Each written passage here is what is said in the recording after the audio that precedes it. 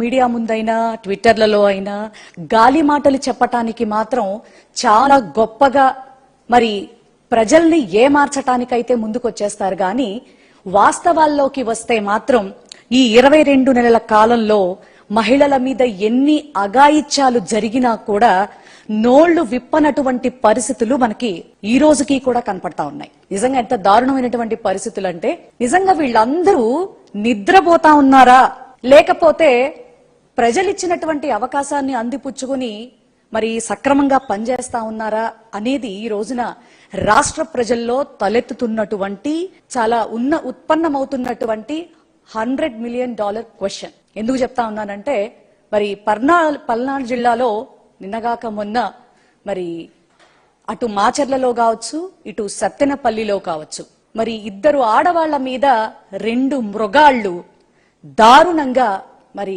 Attack చేసినటువంటి పరిస్థితి, అత్యాచారం చేసినటువంటి పరిస్థితి. వాళ్ళని ఇప్పటి వరకు కూడా అరెస్ట్ చేయకుండా నిమ్మకి నీరెత్తినట్టు కూర్చుంటున్నారంటే మరి ఒక మహిళగా ఉన్నటువంటి హోమ్ మినిస్టర్ ని ఏం మాట్లాడాలో కూడా అర్థం కావట్లేదు. ఆవిడికి నిజంగా హోమ్ మినిస్టర్ అని చెప్పుకోవటం కంటే మనం నిశ్శబ్ద మంత్రిగా మనం చెప్పుకుంటే చాలా బాగుంటుంది. ఎందుకంటే జగన్మోహన్ రెడ్డి గారిని తిట్టడానికి తన శాఖ తప్ప అన్ని శాఖల గురించి చంద్రబాబు నాయుడు గారిని మరి లోకేష్ గారిని వాళ్ళు ఏం చేయకపోయినా కూడా ఆంధ్ర రాష్ట్రానికి ఏదో మరి గొప్ప వనరులు వచ్చేస్తా ఉన్నాయి, అద్భుతం జరిగిపోతా ఉంది అనేటటువంటి మాటలు చెప్పటానికి మాత్రం హోమ్ మినిస్టర్ చాలా గొప్పగా భజన చేయడానికి ముందుకొస్తుంది. మరి ఈ యొక్క మహిళల మీద జరుగుతున్నటువంటి అఘాయిత్యాల గురించి మాట్లాడటానికి మాత్రం చక్కగా సైలెన్స్ అయిపోతుంది. అందుకే ఆవిడికి సైలెన్స్ మినిస్టర్ అని పేరు పెడితే మరి రాష్ట్ర ప్రజలు సంతోషిస్తారు. నెత్తి నోరు బాదుకుంటా ఉన్నారు మన మహిళలు ఈ రోజున.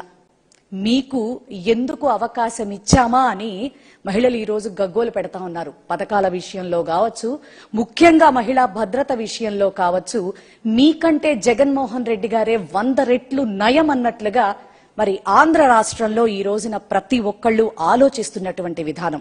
ఎందుకంటే ఎక్కడో పక్క రాష్ట్రంలో హైదరాబాద్ లో జరిగినటువంటి దిశ ఘటనని ఎక్కడా కూడా మరి నిర్లక్ష్యం వహించకుండా మా నాయకుడు జగన్మోహన్ రెడ్డి గారు ఆనాడు దిశ యాప్ ని తీసుకొచ్చారు, దిశ చట్టాన్ని చేశారు, దిశ పోలీస్ స్టేషన్లు తీసుకొచ్చారు, ప్రత్యేకమైనటువంటి మహిళా పోలీసింగ్ ఏర్పాటు చేసి మరి 1 కోటి మందికి పైగా ఆ యాప్ ని ఇన్స్టాల్ చేసి ఒక మహిళలకి మరి యువతకే కాకుండా మగపిల్లలకి కూడా ఆ యాప్ ని ఇన్స్టాల్ చేసి మరి అన్యాయం చెయ్యాలనుకున్న వాడికి భయం పుట్టించారు.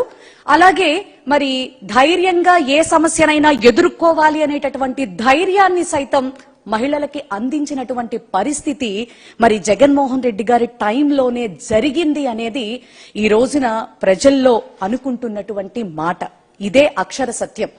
ఎందుకు చెప్తా ఉన్నామంటే మరి నిద్రపోతున్నటువంటి మిమ్మల్ని ఏ రకమైనటువంటి మేల్కొలుపు సేవ చెయ్యాలో ఈ రాష్ట్ర ప్రజలతో పాటు ప్రతిపక్షంగా ప్రజా గొంతుకుగా ఉన్నటువంటి మాకు కూడా అర్థం కావట్లేదు.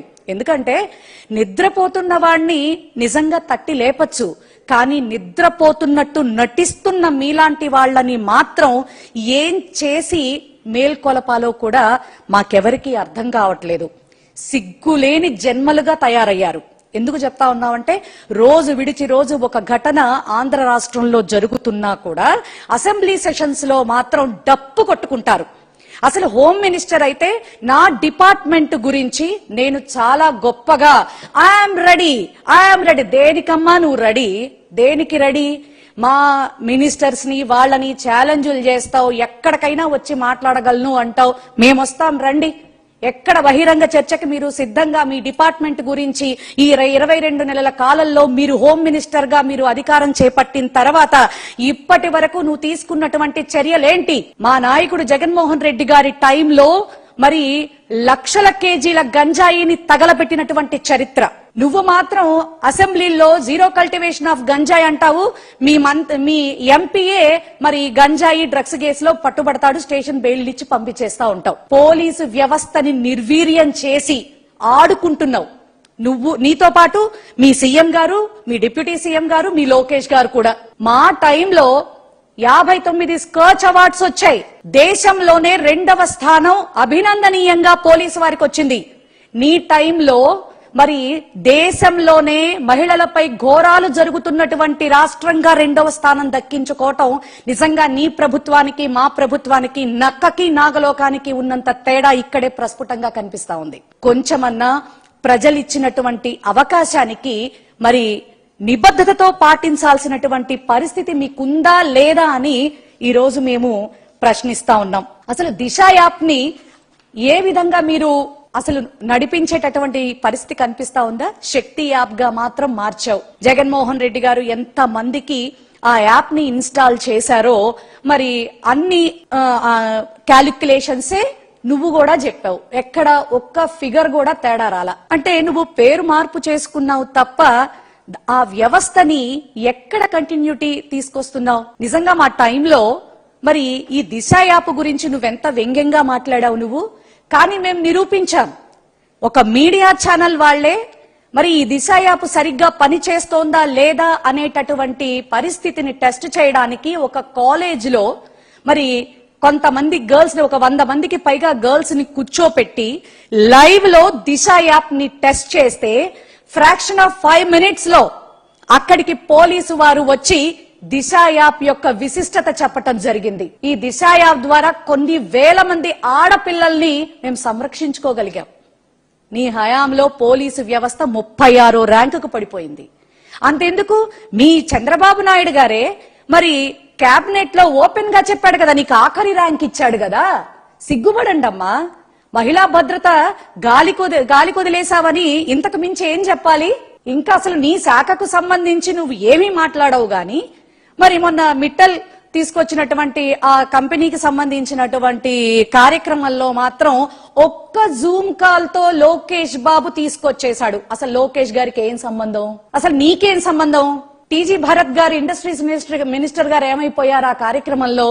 అసలు ఈ డప్పు కట్టుకోవడాలు, ప్రకటనలు, ఆర్భాటాలే తప్ప ఎక్కడా కూడా నిబద్ధతతో నిజాయితీతో ప్రజలు ఓట్లేశారు, మహిళా భద్రత చాలా ప్రశ్నార్థకంగా మారుతోంది, గంజాయి కేసులు పెరిగిపోతున్నాయి. నేను పేరుకి గంజాయి లేదు అని చెప్తున్నాను గాని మా ఎంపీఏ మరి గంజాయితో కొకైన్తో పట్టుబడి నా పరువు తీశాడు అని ఇంతన్నా రిగ్రెట్ ఫీల్ అవుతున్నావా లేదా?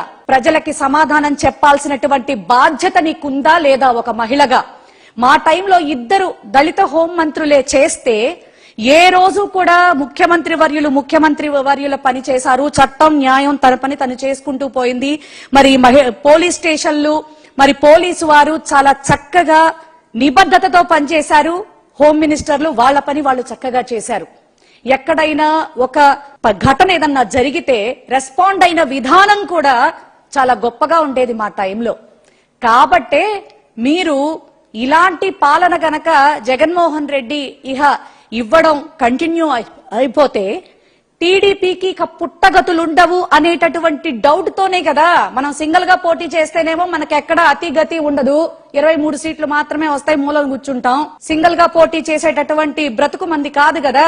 కాబట్టే వాళ్ళ కాళ్ళు వీళ్ల కాళ్ళు పట్టుకొని మరి అబద్ధపు వాగ్దానాలు చేసి గద్దెనెక్కేశాం.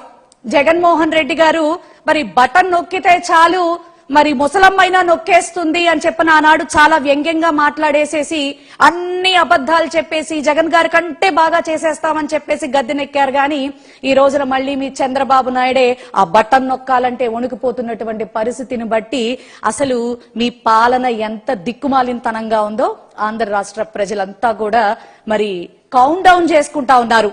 ఎప్పుడు ఇంకా ఈ 3 years కంప్లీట్ అయిపోతుందా? ఈ దిక్కుమాలిన పాలన ఎప్పుడు పోతుందా? మళ్ళీ రామరాజ్యం లాంటి జగన్మోహన్ రెడ్డి గారి పరిపాలన ఎప్పుడు వస్తుందా? మహిళా భద్రతకి ఎప్పుడు మళ్ళీ ఆయన శ్రీకారం చుడతాడా అని ఆంధ్ర రాష్ట్ర ప్రజలంతా కూడా ఎదురు చూస్తా ఉన్నారు. మీ పతనం మాత్రం ఖచ్చితమని ఈ సంఘటనల ద్వారా నేను చెప్తా ఉన్నా.